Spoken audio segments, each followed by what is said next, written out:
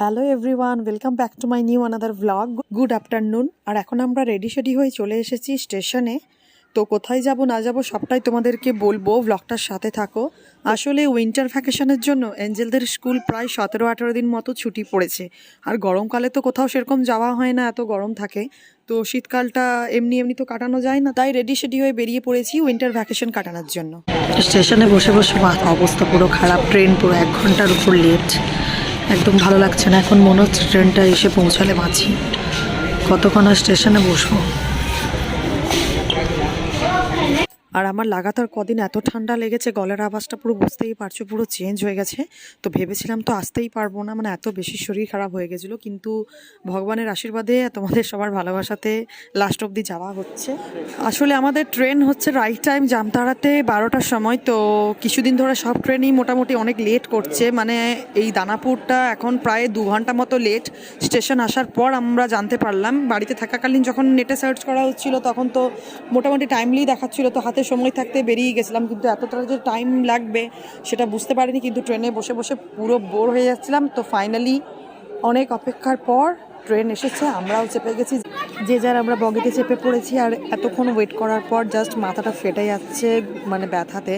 তো আমি যেখানেই যাই মোটামুটি জোগাড় করেই সব নিয়ে যাই। তো এখন একটু বানিয়ে নেবো আগে একটু কফি, যতক্ষণ না এটা খাবো ততক্ষণ মাথাটা আমার জাস্ট কাজই করবে না, ভীষণ বিরক্ত। আর জামশেদপুর ঢুকাতেও তো টাইম মোটামুটি রাইট টাইম হচ্ছে 5টা, কিন্তু মনে হয় না 8টার আগে ঢুকাতে পারবে, যা লেট করে করে যাচ্ছে, সব জায়গায় দাঁড়িয়ে যাচ্ছে। আসানসোল আসলাম, জামতাড়া থেকে আসানসোল আসতে নর্মালি লোকাল ট্রেনে লাগে 40 থেকে 45 মিনিট, সেটা এই এক্সপ্রেস ট্রেনে আসতে লাগলো আধ ঘন্টা মতো, মানে দাঁড়িয়ে দাঁড়িয়ে, মানে কি আর বলবো। এই কফি চা খেয়ে খেয়ে টাইম পাস করতে হবে আর কি। জামশেদপুরে আজকে আমরা পৌঁছে আজ রাত, কাল সকাল পুরো সারাদিন আমার বন্ধুর বাড়িতেই থাকবো। তারপর কাল আমাদের ট্রেন আছে বিকেল 6টার সময়। তো সেই ট্রেনও তো দেখছি খুবই লেট, এবার জানি না 6টায় আসবে না রাত 10টায় আসবে, সেটা গেলেই জানতে পারবো। আগে আজকের জার্নিটাই কমপ্লিট হোক। অ্যাকচুয়ালি স্টেশনে এতক্ষণ দাঁড়াতে হয়েছে এই ট্রেনটার ওয়েট করার জন্য, আর একদম ভালো লাগছে না, মনে হচ্ছে কত তাড়াতাড়ি পৌঁছায়। তারপর গলার অবস্থা তো বুঝতেই পারছো, একদম বাজে অবস্থা। এঞ্জেলও এখানে শুয়ে বসে বোর হয়ে গেছে। তো যেহেতু এখান থেকে জামতাড়া থেকে আমাদের টাটানগর অবধি ট্রেন, তো সেই জন্য দুটোই আমরা সিট নিয়েছিলাম, বার্থ নিয়েছিলাম আর কি। এঞ্জেলের নর্মাল টিকিট নিয়ে।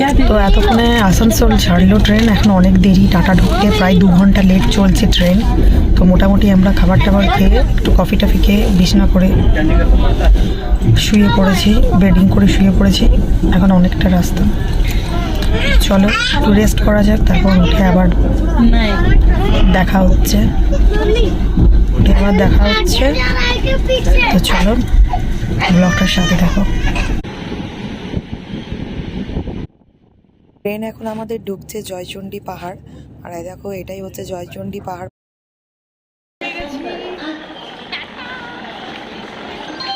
3.5 ঘন্টা লেট, তারপর 9:30টাতে ঢুকলাম আমরা, এবার বাড়ি পৌঁছাতে 10টা। আসলে বিদিশার সঙ্গে আমার প্রায়ই কথা হয়, তো বাচ্চারা তো আর সেইভাবে কথাবার্তা বলে না, অনেক বছর পর দেখা হয়েছে, তো লজ্জাতে অস্থির। আর আমিও চলে এসেছি অনেকক্ষণ ওয়েট করার পর, ট্রেন 3.5 ঘন্টা লেট দিদিশার বাড়িতে। দিদিশার অবস্থাও পুরো মানে জাস্ট খারাপ, ও আনতেই গেছিল স্টেশনে। আর আমার গলা তো কদিন থেকে গেছে, আওয়াজে বুঝতে পারছো।